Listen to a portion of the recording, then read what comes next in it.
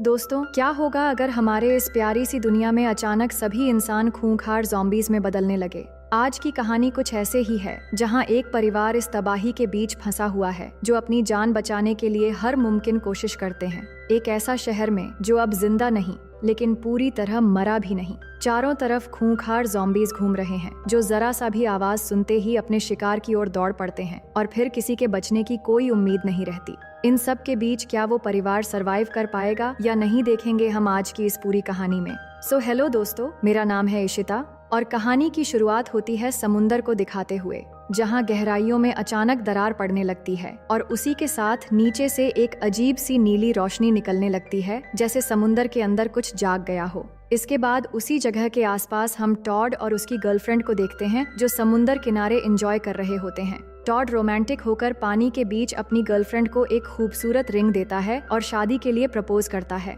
लेकिन तभी कोई चीज उसे नीचे पानी में खींच लेती है। उसकी गर्लफ्रेंड पहले तो मजाक समझ रही थी, फिर अचानक टॉड की लाश तैरते हुए बाहर आती है, जो देखकर वो बहुत ज्यादा डर जाती है और मदद के लिए चिल्लाने लगती है। तभी पीछे से एक बड़ा ज़ॉम्बी बाहर निकल आता है और उसे जान से मार डालता है। अब कहानी का अगला चैप्टर खुलता है, जहां जैडा नाम की एक लड़की अपने अंकल रे के साथ मछली पकड़ने आई होती है। उनके साथ हंटर शॉ नाम का एक और शख्स होता है, जो इस पूरे इलाके का सुपरवाइजर है। जैडा ड्रोन की मदद से समुंदर में मछलियां ढूंढ रही होती हैं। तभी उनकी नजर एक नाव पर पड़ती है, जिसमें पटाखों की वजह से आग लगी होती है। ये देखकर वो तुरंत वहां बोट लेकर पहुंचते हैं और आग बुझाने में नाव के मालिक की मदद करते हैं। कुछ लोग यहाँ पटाखे जलाकर मस्ती कर रहे थे, तो शॉ उनके सारे पटाखे जब्त कर लेता है ताकि कोई और नुकसान न हो। इसके बाद वो तीनों फिर से आकर फिशिंग करने लगते हैं, लेकिन तभी उनके फिशिंग रॉड में एक इंसानी लाश फंस जाती है। तीनों हैरान हो जाते हैं और लाश को खींचकर ऊपर लाते हैं।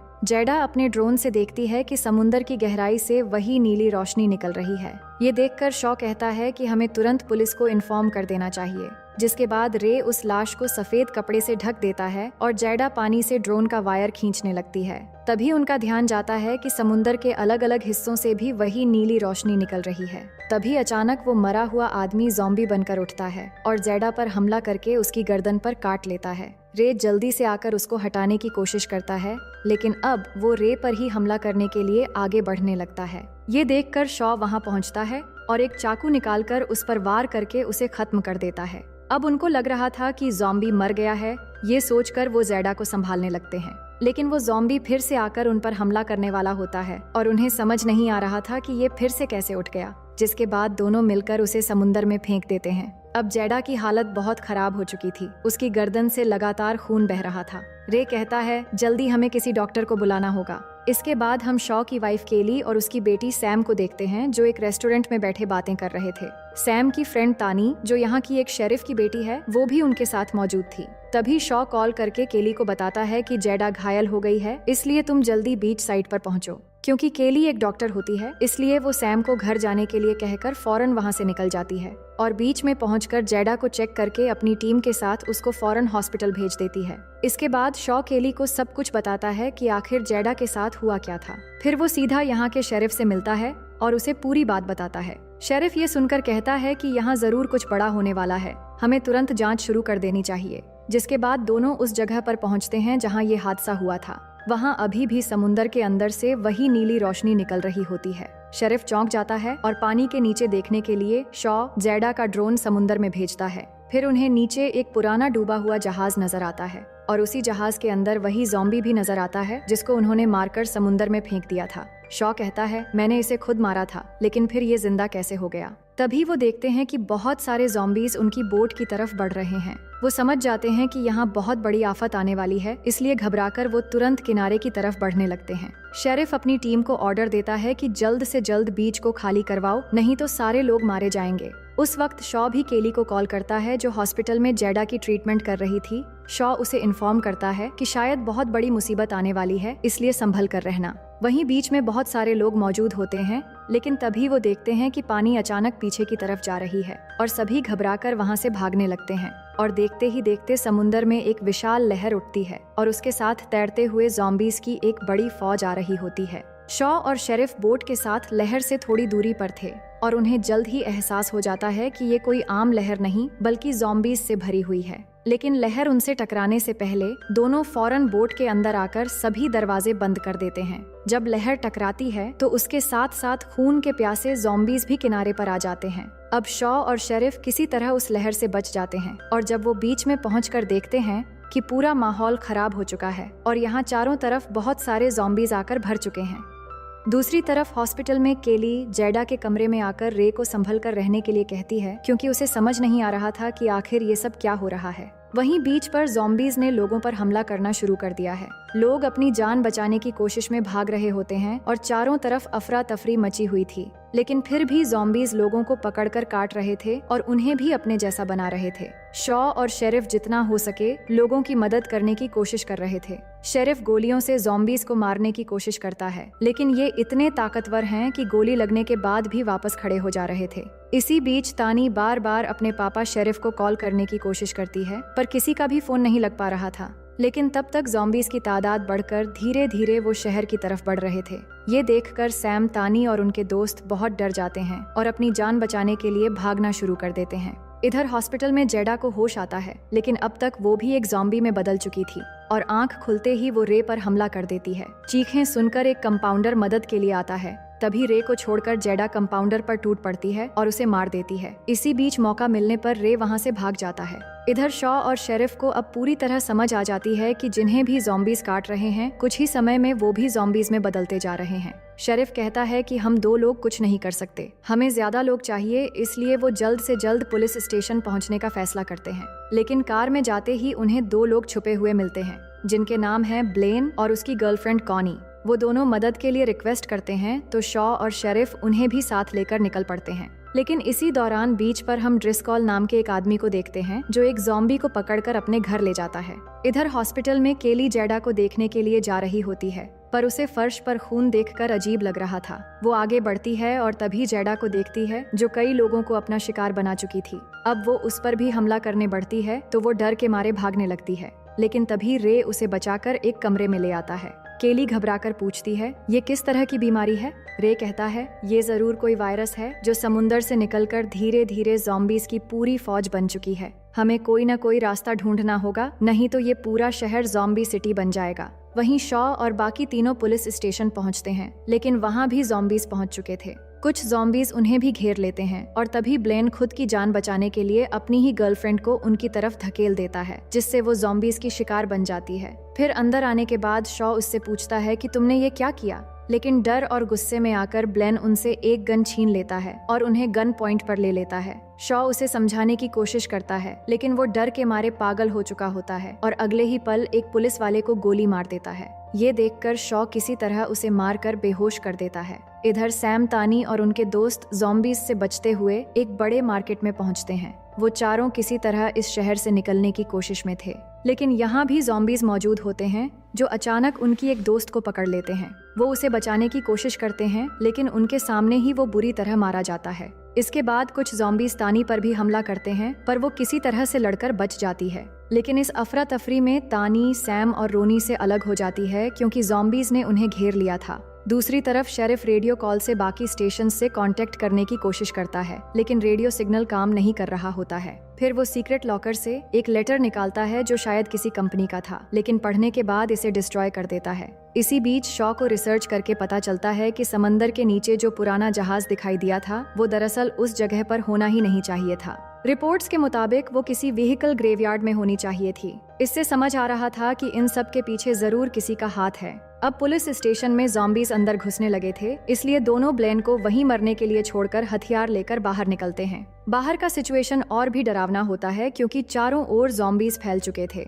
तभी शॉ एक रॉकेट लॉन्चर उठाता है और एक धमाके के साथ सबको उड़ा देता है। अब रास्ता साफ होने पर दोनों कार लेकर निकल जाते हैं, लेकिन कुछ दूर जाने के बाद उनके सामने सबसे खतरनाक अल्फा ज़ॉम्बी आ जाता है, पर वो उसे कार से कुचलकर आगे बढ़ जाते हैं। फिर भी उस ज़ॉम्बी को कुछ नहीं होता। दूसरी तरफ सैम और रोनी अभी भी ज़ॉम्बीज से जान बचाकर भाग रहे थे। रास्ते में उन्हें एक गाड़ी दिखाई देती है जिसमें इवान नाम का एक लड़का होता है। दोनों उससे मदद मांगते हैं और उसकी गाड़ी के अंदर आ जाते हैं। मगर इवान बाहर आकर ज़ॉम्बीज से लड़ने लगता है। सैम चिल्लाती है कि जल्दी चलो, पर इवान नहीं सुनता और ज़ॉम्बीज उस पर हमला करके खत्म कर देते हैं। वहीं तानी को देखते हैं जिसके पीछे अभी भी बहुत सारे ज़ॉम्बीज पड़े हुए थे। वो भागते हुए जाकर एक घर के सामने पहुंचती है और मदद मांगती है। ये दरअसल ड्रिस्कॉल का घर होता है जो एक ज़ॉम्बी को पकड़ कर लाया था। घर के मेन गेट में माइक और कैमरा लगा हुआ था जिससे वो तानी को पहले अपना गर्दन दिखाने के लिए कहता है। तानी वैसा ही करती है, जिसके बाद ड्रिस्कॉल उसे अंदर आने देता है।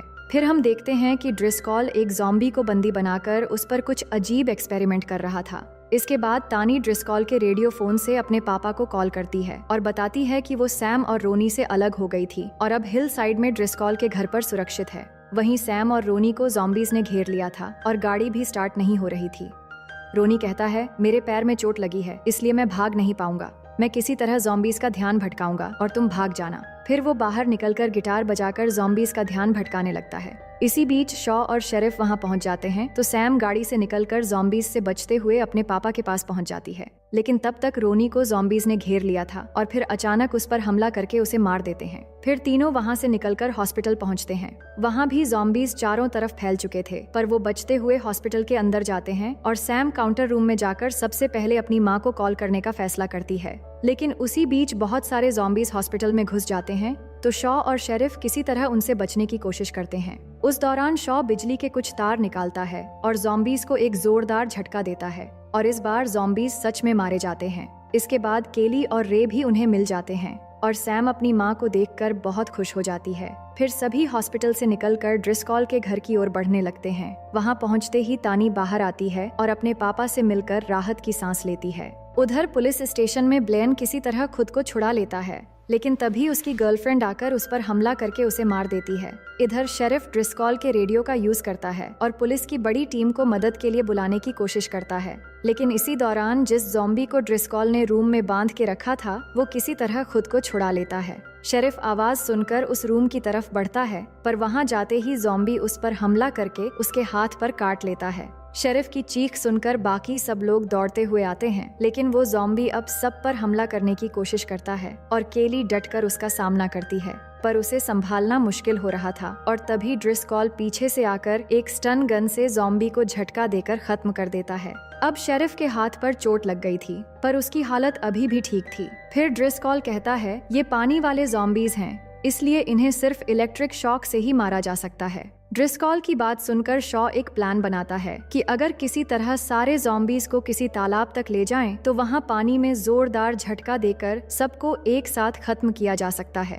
प्लान सबको पसंद आता है, पर रे कहता है कि बिजली का झटका तो इन ज़ॉम्बीज के लिए ठीक है, पर असली जड़ पानी में डूबे जहाज को कैसे उड़ाओगे? तभी ड्रिस्कॉल जवाब देता है, मेरे पास पानी में काम आने वाले ग्रेनेड्स और बम्स हैं। हम उस जहाज को तबाह कर सकते हैं और मैं इसमें तुम्हारी मदद करूंगा। इसके बाद सब जरूरी सामान इकट्ठा करके बाहर जाने की तैयारी में लग जाते हैं और शॉ अपनी तलवार पर इलेक्ट्रिक सिस्टम जोड़कर ज़ॉम्बीज को मारने के लिए बाहर निकलता है, पर उससे पहले ही इलेक्ट्रिक सिस्टम काम करना बंद कर देता है। तभी केली उसकी मदद के लिए बाहर आती है और पास में पड़ी स्टोन क्रशर मशीन को चालू कर देती है, जिसके बाद दोनों मिलकर उन ज़ॉम्बीज से लड़ने लगते हैं और एक एक करके बहुत सारे ज़ॉम्बीज को खत्म कर देते हैं। इसके बाद सब लोग जल्दी वहां से निकल जाते हैं, लेकिन कुछ दूर जाने के बाद रास्ते में शेरिफ की हालत बिगड़ने लगती है, क्योंकि ज़ॉम्बी के काटने से इन्फेक्शन पूरे शरीर में फैल रहा था। वो सबसे कहता है, शायद मेरा अंत ऐसे ही होना था, लेकिन ये सब होने का जिम्मेदार कहीं न कहीं मैं भी था। फिर वो सबको सच बताता है कि 30 साल पहले हमारे शहर में एक फार्मा कंपनी आई थी।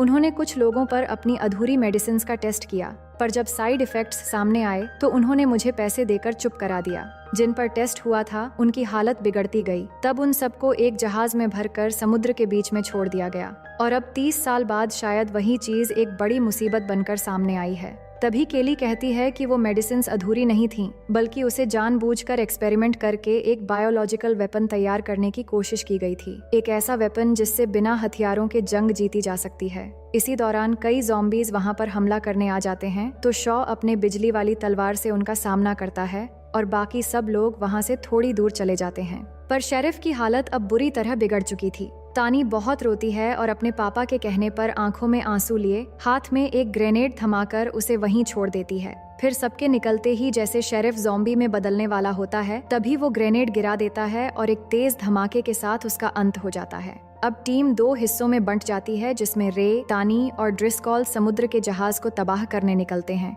जबकि शॉ, केली और सैम जमीन पर बचे ज़ॉम्बीज को खत्म करने निकलते हैं। इनका प्लान तो ज़ॉम्बीज को पूरी तरह खत्म करने का था, पर इसमें खतरा भी बहुत ज्यादा था। शॉ आकर तालाब में बिजली की कुछ मोटी तार डाल देता है और गाड़ी में तेज गाना बजाकर ज़ॉम्बीज को अपनी ओर बुलाने लगता है। गाने की आवाज सुनकर ज़ॉम्बीज उसके पीछे पीछे आने लगते हैं।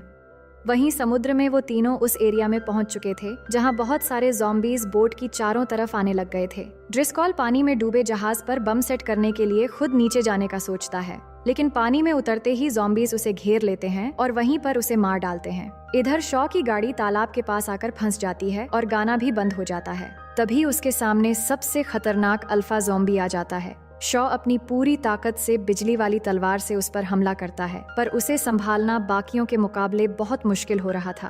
केली ये देखकर किसी तरह फंसी हुई गाड़ी को निकाल लेती है और गाना चालू करके उस तालाब के बीच से होते हुए दूसरे साइड पहुंच जाती है। ये देखकर सारे ज़ॉम्बीज उसका पीछा करते हुए अंदर चले जाते हैं। इधर शॉ अल्फा ज़ॉम्बी पर आखिरी वार करके उसका सर काट देता है और फिर उसे मारकर तालाब में फेंक देता है। उसी वक्त सैम जल्दी से बिजली चालू कर देती है, जिससे तालाब के अंदर जितने भी ज़ॉम्बीज थे वो बिजली के झटके से एक साथ मारे जाते हैं। दूसरी तरफ बोट में बहुत सारे ज़ॉम्बीज चढ़ने लगे थे, तो रे सारे बम इकट्ठा करके तानी को लाइफ जैकेट देकर कहता है, तुम्हें बोट छोड़कर चले जाना होगा, इनको खत्म करने के लिए मैं ही काफी हूँ। तानी मना करती है, लेकिन रे उसे समझाकर वहाँ से भेज देता है। इसके बाद वो आखिरी बार कॉल करके शॉ से बात करता है कि अब सब कुछ ठीक हो जाएगा। फिर सारे इकट्ठे किए हुए बम नीचे फेंक देता है और जहाज तक पहुंचते ही रिमोट बटन दबाकर पूरे जहाज को उड़ा देता है। एक जोरदार धमाका होता है, जिससे सारे ज़ॉम्बीज के साथ साथ वो खुद भी मारा जाता है। शॉ भी उस धमाके को देखता है,